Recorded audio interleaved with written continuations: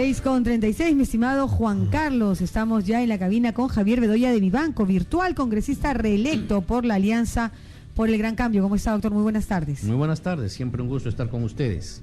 Bueno, hoy día Perú Posible ha anunciado que no apoyará a ninguno de los dos candidatos que están con miras a la segunda vuelta. Es más, ha dicho que va a expulsar del seno partidario a aquel que participe activamente en la campaña a favor de uno u otro candidato. El PPC o la Alianza por el Gran Cambio, no sé, usted podrá decirnos uno u otro, ¿han decidido ya o cuándo decidirán un eventual apoyo a alguno de los candidatos o todavía es prematuro en su consideración? En lo que al PPC se refiere es prematuro. No, sin embargo, esto no significa que no hemos estado analizando el tema. En primer lugar, creo que puedo anunciar que a nivel de alianza se han iniciado conversaciones con la cabeza de las otras colectividades integrantes de la alianza y se ha convenido que cada partido en forma individual expresará su parecer, su decisión, si apoya a alguien o no apoya a alguien de los que está pasando la segunda vuelta. Yo puedo opinar respecto del PPC. El tema sin duda lo hemos venido analizando, hemos tenido hasta 3 reuniones de la Comisión Política. Una primera de la Comisión Política corta, en donde solamente un grupo reducido de dirigentes que integran la Comisión Política van. Una segunda reunión, ese grupo más el Consejo Consultivo de la Presidencia, en donde hay líderes históricos como Luis Bedoya Reyes, Felipe Osterling, Armando Buendía, en fin, líderes de mayores de esa categoría que integran. Y anoche hemos tenido una comisión política ampliada, o sea, con los secretarios distritales, por ejemplo, en la Gran Lima y los secretarios provinciales del resto del país. Lo que sí puedo decirle es que, 1, no hemos tomado decisión todavía. 2, creemos que esto no urge, tenemos 6 semanas por delante, y que cuando tomemos una decisión probablemente lo hagamos con representantes de las provincias. Es muy probable que convoquemos a un plenario nacional para que tome una decisión. Y 3, lo que sí puedo adelantarle es que por lo menos de las 3 reuniones a las que he aludido hace unos segundos, la tendencia tremendamente predominante es que no se avale, no se respalde a ningún candidato y se deje en libertad a los militantes para que cada uno emita su voto de acuerdo a su conciencia. Javier, algo en lo que también coinciden muchos es la desconfianza en que genera uno u otro candidato. Inclusive Marisol Espinosa, congresista y vocera de Gana Perú, ha señalado que Keiko Fujimori miente cuando trata de marcar distancia de lo que fue el gobierno de su padre Alberto Fujimori. ¿Qué tendrían que hacer Ollanta Humala y Keiko Fujimori, cada uno en su posición, para que la gente les crea? Es que difícilmente la gente puede creer cuando la segunda vuelta, tal como se viene dando, consiste en que 2 candidatos niegan lo que son para conseguir votos. El primero, Ollanta Humala, niega que vaya a hacer lo que dice su plan de gobierno, pero a su vez dice que su plan de gobierno no lo va a mover, no lo va a cambiar, y que tiene un documento complementario. ¿Ya? Entonces, es la negación de lo que es. Y por otro lado, extemporáneamente, a mi modo de ver, Keiko Fujimori viene haciendo o tratando de hacer un deslinde, o sea, negando aquello negativo que tuvo el gobierno de su padre. Entonces dice que hubo corrupción y critica a los que delinquieron, pero no comprende al padre. Dice de que hubo que fue autoritarismo y que ya no va a ser así. Trata de corregir, pero sin embargo está rodeada de las mismas personas que rodearon a su padre, empezando por su vicepresidente, señor Yoshiyama. Entonces, ¿cómo negar lo que son? ¿No se ven al espejo acaso? ¿Cómo puede pedirse entonces a la ciudadanía que confíen, que tengan fe, que les den un respaldo, cuando la campaña, por lo menos hasta el momento, lejos de ser una afirmación de lo que son, de lo que se proponen, de lo que prometen, es una negación de lo que son, con tal de satisfacer algunas expectativas de la ciudadanía? En ese sentido, entonces, ¿cuál sería el filtro que pudiera utilizar la ciudadanía o el votante para poder captar esos virajes bruscos, repentinos, digamos, sorpresivos. Ir a la esencia de las personas y de los partidos políticos que ellos en este momento encarnan. ¿Qué es lo que en esencia el humanismo o el nacionalismo representa? ¿Es hoy en día el nacionalismo lo que originalmente fue? O, como he sostenido muchas veces durante la campaña en la primera vuelta, se convirtió en un vientre de alquiler de toda la izquierda fracasada de los años 80 y 90. ¿No vimos acaso cómo los portavoces y quienes salían todos los días en radio y televisión a hablar en nombre de la candidatura de Humala eran los comunistas de Izquierda Unida de hace 20 años? Y que los tradicionales voceros del Partido Nacionalista, con excepción del señor Abu Gataz, fueron borrados del mapa. Entonces, por Dios, ¿cómo creer en un candidato presidencial que dice que no va a hacer lo que dice su plan de gobierno, pero que el plan de gobierno no lo cambia? Y que lleva como sus principales voceros ya no a gente propia, sino a los que representan tendencias de hace 40 años y fracasadas mundialmente. Y lo mismo podemos decir, cambiando lo cambiable, en el otro sector. Sin embargo, y pese a todas las advertencias que se hicieron en primera vuelta, los peruanos eligieron y finalmente le han dado su voto a Keiko Fujimori y a Ollanta Humala. Demostrado está que la población y muchísimos periodistas, incluyéndome, no nos hemos tomado el trabajo de leer todas las propuestas y todos los planes de gobierno íntegramente. Y estoy seguro que el común de la gente tampoco. Los candidatos. Yo tengo obviamente los resúmenes principales de cada uno, pero no me he tomado la molestia realmente de leer todo, porque habían unos que eran realmente... unas Biblias. Sí, era demasiado. Entonces, la gente, pese a todas las advertencias y a todo lo que se ha dicho de uno y otro candidato, le han dado su respaldo. ¿Qué lectura le da usted a ello con la trayectoria que tiene y con la vida de político que usted tiene? Una lectura autocrítica. Porque eso que usted menciona al formularme la pregunta, que sin embargo, a pesar de todo, el elector le ha dado la preferencia a estas dos tendencias, no están del todo exactas. Les ha dado las primeras preferencias, pero también qué lección ha dejado a los que se han quedado atrás.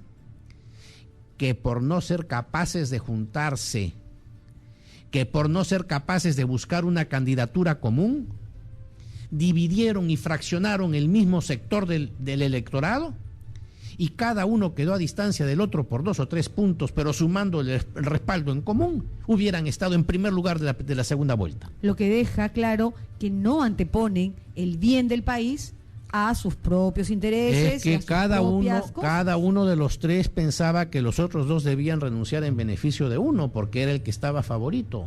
Y ahí están los resultados. Pero el que sabía que estaba cuarto tenía la información de que estaba cuarto, y ya por mucho que quisiera decir que estaba primero, y sobre todo estaba cuando estaban de caída y había otro que estaba en ascenso. Pero en fin, estas son las lecciones que tenemos que aprender. O sea, fíjese cómo no aprendemos en carne propia lo que siempre vimos en el adversario. La izquierda peruana fracasó permanentemente cuando vivió siempre atomizada en media docena o una docena de partidos. Y cuando lograron aglutinarse bajo la conducción de Barrantes Lingán, que fue alcalde de Lima, se convirtieron realmente en una alternativa. Alcanzaron una votación importante, alcanzaron gobierno municipal, gobiernos regionales, una representación muy importante en el Parlamento. Eran una tercera parte del Congreso Nacional. Esa lección no la hemos aprendido quienes en ese entonces mirábamos desde afuera. Y hoy padecemos de los mismos errores y defectos. Ahora, esa lección se puede enmendar y se puede, digamos... respecto a la candidatura presidencial, claro, no. Pero se puede perfilar en el Congreso, es decir, Alianza por el Gran Cambio, Perú Posible, Solidaridad Nacional podrían integrar una gran bancada de centro que ponga alto a los autoritarismos, tanto de, como hemos dicho aquí, de polo naranja o de polo rojo. ¿Es posible esta gran bancada de centro, ya que en las elecciones presidenciales no se pudo, el foro parlamentario podría ser un lugar para eso? Han habido en los últimos días aproximaciones y conversaciones en ese sentido y las cosas están encaminadas. No es fácil porque no es como aparentemente se presenta, no es la suma de 3 colectividades. Por ejemplo, nosotros, o sea, la Alianza por el Gran Cambio que lideró Pedro Pablo Kuczynski, somos 3 o 4 partidos más un independiente, porque está ahí el PPC, está el partido del señor Lai, está el partido del señor Jude Simons, está el partido del señor Acuña, 4 partidos más un independiente. Entonces no es un solo partido, son 4 colectividades. Si nos vamos a la gente que aglutinó el señor Toledo, tenemos a Perú Posible, tenemos a Independientes, tenemos a Somos Perú y Acción Popular. Acción Popular. O sea, también 4 colectividades o grupos. Entonces ya estamos hablando de 8. Y si vamos a la candidatura del señor Castañeda, es fundamentalmente un conjunto de independientes y unos cuantos. O sea, es como un rompecabezas que no son 3 piezas, sino son multiplicidad de piezas. Cada pieza a su vez tiene diversos componentes. A pesar de ello, y siendo un reto grande y por ello interesante, creo que debemos anteponer los intereses del país y que frente a la desazón, la incertidumbre que un vasto sector del electorado siente por nuestros errores, tenemos el deber de responder ante la opinión pública que confió en cada uno de estos sectores, buscando entendimientos. No digo que vaya esto a culminar en la fusión de una sola colectividad, porque unir 10 partidos en uno solo va a ser muy difícil. Pero buscar la mayor cantidad de materias en las cuales podemos perfectamente tener convergencias y votar juntos, de ello no me cabe la menor duda, y en ese esfuerzo siempre nos encontrarán. A la luz del tiempo transcurrido y de todo lo que hemos vivido en la primera vuelta electoral, ¿cree usted que el Perú con PPK perdió un presidente de lujo? Sí, sin duda, porque lejos de la incertidumbre que hoy se vive, sería un país que despertaría enormes expectativas, dentro y fuera. Se perdió una gran oportunidad. Nuevamente el Perú perdió una gran oportunidad. Hubiéramos podido culminar un ciclo de transformación, sobre todo en materia económica, haciendo los ajustes convenientes y necesarios al sistema para que beneficie a las grandes mayorías. Ya hemos pasado la etapa de la estabilización económica, ya hemos pasado la etapa de ponernos al día con la deuda externa, en lo cual estamos al día. Hemos pasado la etapa de la acumulación, tenemos 46,000 millones de dólares de reservas internacionales. Por Dios, y esta es una de las grandes faltas del actual gobierno que termina Alan García, ¿por qué, si tenía esas condiciones, no ha tenido la capacidad de invertir y de gastar eficiente y honradamente en beneficio? Que los gobiernos locales, que los gobiernos regionales, como el gobierno central, o sea, el Estado peruano, todo él, ha demostrado una ineficiencia bárbara, es cierto. Pero ¿por qué no rectificaron sus errores? Lo que pudo haberse hecho con buena voluntad inicialmente y haber tenido efectos favorables, a la postre demostró lo perjudicial que era. Me refiero, por ejemplo, al primer acto de Alan García cuando asumió hace 5 años. Reducir y fijar el sueldo máximo de todo funcionario público. Claro, la gente pensó que bien, porque aquí viene el ahorro. Pero sin embargo lo que hizo fue ahuyentar a la gente más capaz que trabajaba en el sector público, que emigró al sector privado. Y entonces hoy en día nos quejamos de la ineficiencia del Estado en sus 3 niveles, gobierno central, regional y municipal. Y no nos damos cuenta que uno de los orígenes fundamentales de esa ineficiencia, o sea, la carencia de gente preparada, se debe a que por ley están impedidos de pagar adecuadamente a gente idónea. Tendríamos que ir a un esquema, en todo caso, de, por ejemplo, uno, los cargos por representación, digamos, congresistas, digamos, el propio presidente de la República, y otro, por ejemplo, la plana, digamos, administrativa, burocrática, en el buen sentido de la palabra, eficiente que debe tener el Estado, porque ¿por qué poner como sueldo máximo el del presidente? Absurdo. Es absurdo. Entonces, absurdo. ¿Por qué no se puede variar eso? ¿O cómo podríamos ir a variar eso? Es el concepto trasnochado de que siendo el presidente del Perú, la primera autoridad, el primer ciudadano, el que representa a la nación, nadie puede ganar más que él. ¡Pamplinas! ¡Pamplinas! Estamos condenando al Perú entero a no ser eficiente desde el gobierno por ese tipo de conceptos. A la gente hay que estimularla y hay que pagarle bien a quien rinde, igual dentro de la administración pública. Los aumentos no pueden ser todos los años en bloque a todos por igual. Entonces, ¿dónde está la meritocracia? ¿Dónde está la compensación que recibe quien más se esforzó, quien más rindió, quien fue más eficiente? ¿Por qué queremos achatarnos hacia abajo a todos?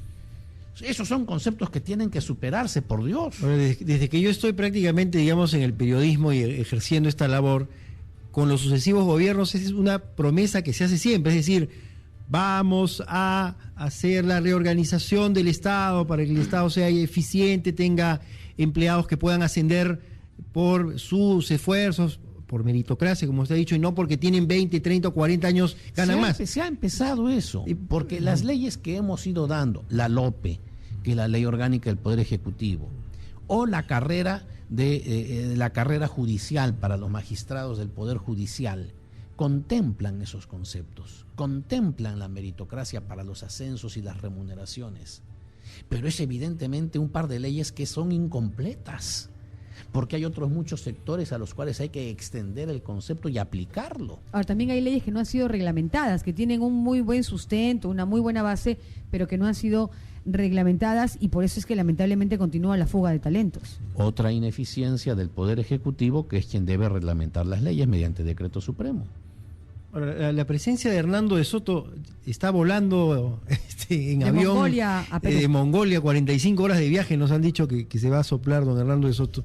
La presencia de él física, por lo menos, es una señal, un indicativo de que el fujimorismo está mirando, está observando otras figuras para darle una mejor imagen a los planteamientos con miras a esta segunda vuelta. Creo que fundamentalmente es un impacto psicológico, porque Hernando de Soto es una persona que tiene un buen predicamento, una buena imagen en el país, y en consecuencia ponerlo al costado de uno y tomarse la fotografía con el candidato bonifica y beneficia a ese candidato.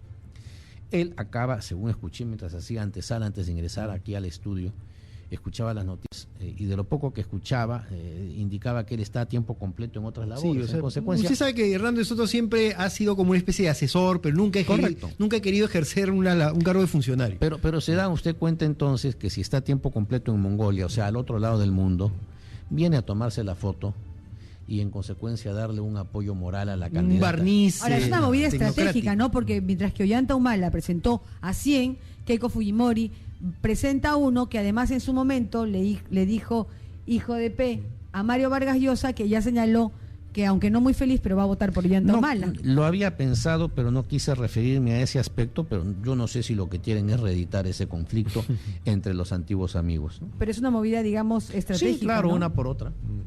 Pero digamos, mayor sustento, peso, participación de Hernando de Soto usted no le ve con Keiko Fujimori. Por lo menos en lo inmediato no. Ahora yo no sé si llega a un compromiso, si es cierto. Viene a apoyar a una candidata que de ganar asume dentro de 4 meses o 3, ¿verdad?